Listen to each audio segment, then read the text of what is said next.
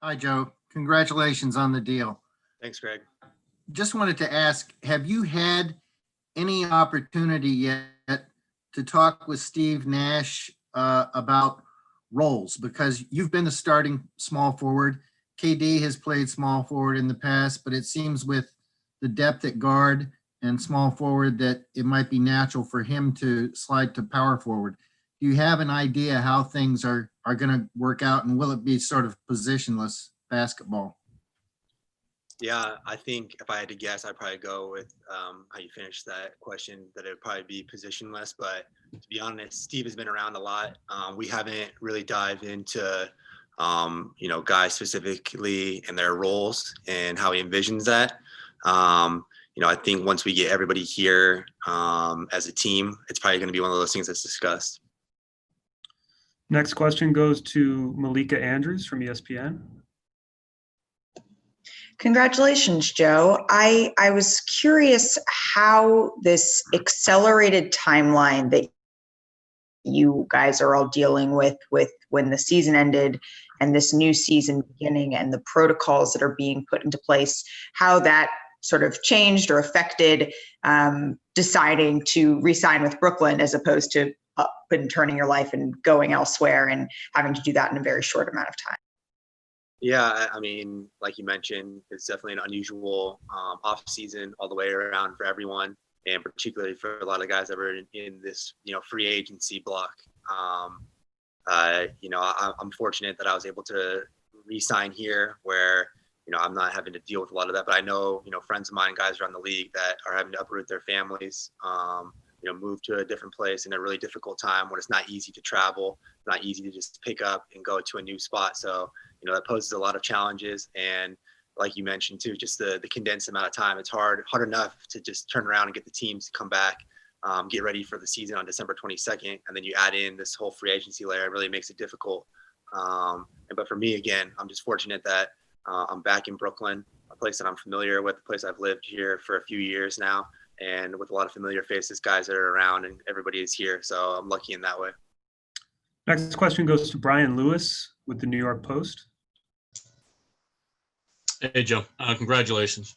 Thanks, Brian. I know 2 years ago you were pretty open about taking less to stay in Brooklyn. I'm curious just how much that familiarity played a role. This is kind of where you grew into the player that you are today. How much did that play a role in you deciding to stay? Yeah, it played a huge role. I think, you definitely cannot take that for granted. You look back over the course of, your NBA career, and I was allowed the opportunity here when I really didn't have a ton elsewhere 4 years ago. And even the second time I went through free agency here, or I guess essentially the first time where I was actually, having to negotiate a couple of years ago. And it meant a lot to me to come back to a place that I was familiar with, having coaches, front office, teammates that, all believe in you and value you. For me, that was one of the biggest things. And again, that played a critical role in why I wanted to come back to Brooklyn again. Next question goes to Alex Schiffer with The Athletic. Hey, Joe, congrats on the new deal. Thanks, Alex. Because you got announced, your deal got announced pretty quickly on Friday night. I'm curious, you had said you always wanted to stay in Brooklyn. Did you even bother meeting with other teams or anything, or did you kind of narrow in on getting it done with the Nets pretty quickly? Yeah, I narrowed in with the Nets, and obviously just with the NBA's rules, you're not necessarily allowed a lot of time to speak with these teams. You're only allowed to talk, obviously, the day that free agency started at 6 p.m. So, but I was allowed to have dialogue with the team that you're currently with. So obviously I've been talking with Sean, Steve, my teammates, those guys a lot in the lead up. And, I didn't necessarily give a ton of thought of leaving. Obviously, you have to still, take your self-interest as the number one priority. So you have to entertain other options. But at the end of the day, my number one priority was also to try and come back to Brooklyn. Next question goes to Christian Winfield with the New York Daily News. Hey, Joe. Congratulations on the deal again. I'm curious, how did you at all celebrate after putting pen to paper and signing the deal? And two, just how did you spend your off season in terms of training? How soon did you get back in the gym? And just can you kind of walk through what you were able to do from a putting the work in standpoint over this time? Yeah, the first question, I didn't necessarily have, a celebration. Obviously, I was, extremely excited. Um, you know, you know, it's a very surreal moment, but at the end of the day, you still have a job to do. And we're kind of right in the mix of trying to get ready for the season. And that goes to your second question. So after the bubble, I took a little bit of time off. But it was essentially like a week or so, and then kind of getting right back into the swing of things, just because we weren't sure when, the season was going to come back around, and you just kind of had to be prepared for whatever situation was thrown at you. And then, sure enough, NBA comes out and the dates are a little bit sooner than anybody anticipated, but it left us in good position because we had started preparing, relatively early on, after the time that we took from the bubble. Next question goes to Justin Walters with Pix 11. Hey, Joe. Hope all is well with you and your family. Your contract is one of the biggest in franchise history. I think only a handful of people, two of them being your teammate, have signed for more. Was wondering, how much does this mean to you after being written off from a brief tenure in Cleveland? It means a lot. I think, everybody in the league, we all have different paths of making it. At the end of the day, regardless of the money, it's just about solidifying yourself as a player in this league, earning the respect of your peers, your teammates. And, that's just been, the goal all along. And I think, you're fortunate because the money is sort of a byproduct of that. Next question goes to Tom Dowd with BrooklynNets.com. Hey, Joe, congratulations. Appreciate it, Tom. Like the hair. Thanks. Like you said, obviously staying in Brooklyn, it's continuity for you, but there's still changes around you. KD is back this year. It's a new coaching staff. You said you haven't dug deep into things with Steve, but what's the feeling in terms of playing for Steve, having Mike D'Antoni on the staff, and what that means going forward? Yeah, I think we have an incredible staff. Obviously, a few changes, but still a lot of the same guys around too. I think we're really lucky to keep Jacques Vaughn around. He's been here the last few years, as has Adam Harrington, Jordan Ott, Trevor Henry. So you have a lot of familiarity there on the staff, but then all the other guys that we've brought in, it's been a seamless transition, and it feels like they've been here for a lot longer than they have. Next question goes to Steve Lichtenstein with WFAN. Hi, Joe. Congratulations. And my condolences on your loss that forced you to leave the bubble. I was curious before that, what you noticed about your own personal playoff experience as compared to what you went through the prior year against Philadelphia. Yeah, so, the prior year was really my first taste of playoff experience, playing a significant role. And I think it was valuable, regardless of however you want to look at it. It was a tough series. I didn't necessarily play my best basketball, but all in all, it was a valuable learning experience just to be able to compete, be in that energy, be in that atmosphere.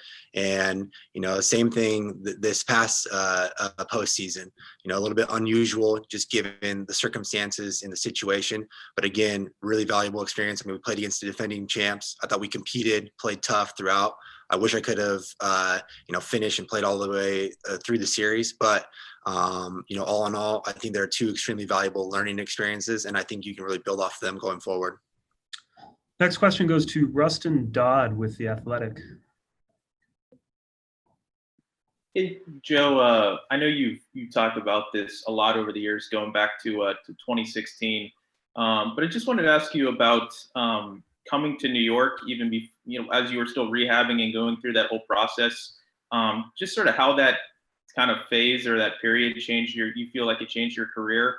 And now the way it's kind of turned out, do you see that as just sort of coincidence that you ended up here as you were kind of getting healthy and getting your career back on track? Or do you see it as sort of fate, or how do you look at that time period? I think you could definitely say that. I mean, it was pretty wild coincidence. The fact that I elected to come here. I did my rehab at HSS on the Upper East Side.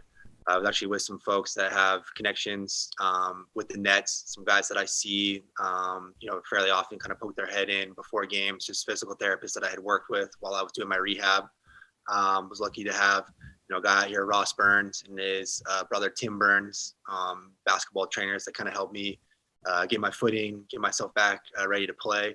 And then, fate behold, I ended up staying in New York and now you're looking back on it, it's 5 years ago. So yeah, I think definitely lucky that it all played out the way that it did. And, I couldn't be more thankful that I was able to kind of get myself situated with those guys early on in New York. Next question will go back to Greg Logan with Newsday. Hey, Joe, you mentioned the off season, the team getting a head start. Did you take part in any of those workouts in Los Angeles, or is this your first chance now to see how KD looks in Brooklyn? And what is your anticipation of what it will be like to play with KD and Kyrie together? Yeah, so I didn't end up going out to LA. I've actually been in Brooklyn majority of the off season. I guess initially after the bubble, I did go home and I was in the Northwest for a short period of time, but the rest of the time I've been here in Brooklyn, and we've had guys kind of trickle in and out. And even though Kevin, Kai, and majority of the guys were out in LA, they still came into Brooklyn periodically, but now we have, a large chunk of them here. And yeah, I mean, I couldn't be more excited to play with these guys. Kevin looks great in terms of just coming back from that injury. Same thing, I've heard the same with Kai. A lot of these guys that had sort of nagging stuff, it seems that, obviously the number one priority for them was just to get healthy. And, we were fortunate, I guess in sort of a sense where they were able to have a longer off season. Although we weren't able to have them in the bubble, it did allow them time to recover, get healthy, and then hopefully, translate to a great season this year. Next question goes to Christian Winfield again with the New York Daily News. Hey, Joe, along that same vein, I believe it was a couple years ago when you guys kind of broke that playoff drought. I think it was 3 years that you guys went without the playoffs. You guys were out in California as a group working out. And I think along that time, you guys built a lot of chemistry and camaraderie. Can you just talk about what it's going to take to build that same level of camaraderie with this group, with so many new guys coming in, with new guys that you guys haven't been on the floor with, and what you might be able to take from that experience a couple of years ago that you might be able to lean on this time around? Yeah, it's tough. The NBA is so fluid, especially now. It seems like every year there's just a lot of turnover. But I think just getting a chance to get on the court, compete with guys, play, even in these open runs that we have right now, this is the best opportunity just to get to know guys, play, be in the trenches with them, kind of put in sort of the work behind the scenes. And that's, how we're getting familiar with one another right now with Bruce and Landry being here. And then obviously the guys that, Kevin, other players that didn't necessarily play as much last season, sort of the same deal. It's just about sort of building that chemistry, that relationship on the court right now in these off-season workouts and runs. Next question goes back to Justin Walters with Pix 11. Hey, Joe, you touched on it earlier about the shortened off season. Was wondering if any of your personal goals have changed. And once you guys did leave the bubble, did you work on anything specifically, understanding that your roster and the makeup of it is going to be completely different and there's going to probably have a different identity? Yeah, I guess individually, a lot of my stuff kind of stayed the same, but, collectively as a group, we obviously have big aspirations and goals. I think, we're not going to obviously look super far ahead. We're just trying to kind of, we know it's a long road to where we want to go. And it's about sort of taking it one day at a time, just trying to get better, build that continuity, build that chemistry. But at the end of the road, we definitely have championship aspirations, and we'd be fooling ourselves if we said we didn't. Last question for Joe will come from Alex Schiffer with The Athletic. Hey, Joe, you kind of touched on this earlier, but with the shortened off season and you guys starting training camp next week, do you kind of look at it as an advantage that, a lot of contending teams just got done a couple months ago or less, and, your two star players in Kyrie and Kevin have had extra time to rest and might be a little more well rested compared to other teams when you guys go back out there? And how do you feel about starting training camp around this time of year? Is it weird? Are you kind of ready for preparing yourself for it? Just given the timing, where's your head at with that? Yeah, I think, obviously the number one priority this offseason for those guys was just to get healthy. And so it's great to see that they're healthy, ready to go. And, I wouldn't say it necessarily gives us an advantage, but all that, lays to be seen once we actually get into the games. And then, I guess the second part of that is, sorry, what was the second part of the question? Just you were saying that that you were expecting the season to start a little later than it is, and with Thanksgiving this week and camp starting next week. Yeah. Yeah, so it is obviously, yeah, it's unusual timing because typically, we're like right in the thick of things right now, and you're already kind of like in the routine of the season. But again, it's one of those things where, I think the bubble and its starting time and how unusual it was, it's sort of allowed or forced a lot of us in the league to be super flexible, and you just have to have that mindset. And I think a lot of us have that right now. But I know, Kevin, Kai, DJ, Spencer, Torian, the guys that didn't have the opportunity to play in the bubble, they're itching to get back to compete and to play. So, and I can say the same for us too. Even though we did play in the bubble, we're all ready to get going again. It's a shorter off season, but at the end of the day, this is why we play, is to get into the games, get into the competitive setting. And, like I mentioned earlier too, it's just, we have big goals in mind, and, I think, all the focus and attention is really on that with us. And that's why we want to get going.